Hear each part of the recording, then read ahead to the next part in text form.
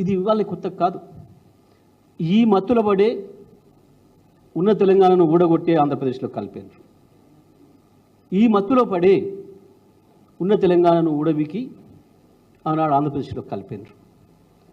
కలపడమే కాదు, తెలంగాణ సంస్కృతిని, తెలంగాణ వారసత్వ సంపదని లేకుండా చేసి, తెలంగాణ చరిత్రను లేకుండా చేసి, తెలంగాణను నామరూపాలు లేకుండా చేయాలన్న ప్రయత్నం చేసింది.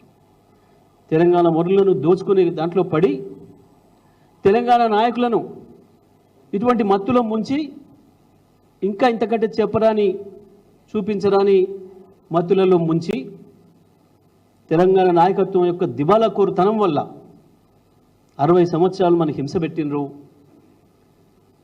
నెమ్మదిగా తెలంగాణలో ఉన్న మొత్తం చరిత్రను పాతాళలోకంలో దొక్కుతూ తెలంగాణ యాసను ఒక విలన్ భాష కింద పెట్టి తెలంగాణ అంటేనే ఒక అసహించుకోవాల్సిన పదమనే పద్ధతుల్లో శాసనసభలో తెలంగాణ పదాన్ని నిషేధించే స్థాయికి పోయారు.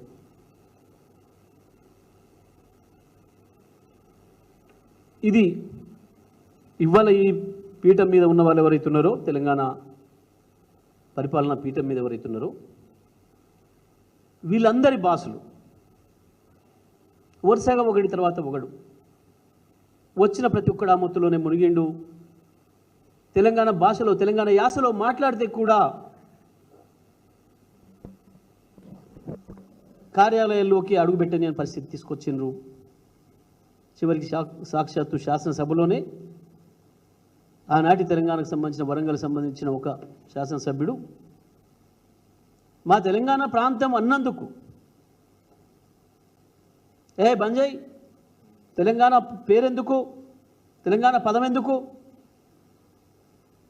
అని చెప్పి హుకుం జారీ చేసి హుంకరించి ఇక తెలంగాణను శాశ్వతంగా మేము తొక్కేసినాం, కనుమరుగు చేసినాం, తెలంగాణ సాంస్కృతిక వారసత్వాన్ని ఖతం చేసినాం, తెలంగాణ చరిత్రను ఖతం చేసినాం, ఇక ఆ పదాన్ని కూడా లేకుండా చేస్తామన్న అహంకారంలో వాళ్ళు ఉన్ననాడు ఈ తెలంగాణ వాదుల ఆత్మలు కొట్టుమిట్టాడినాయి.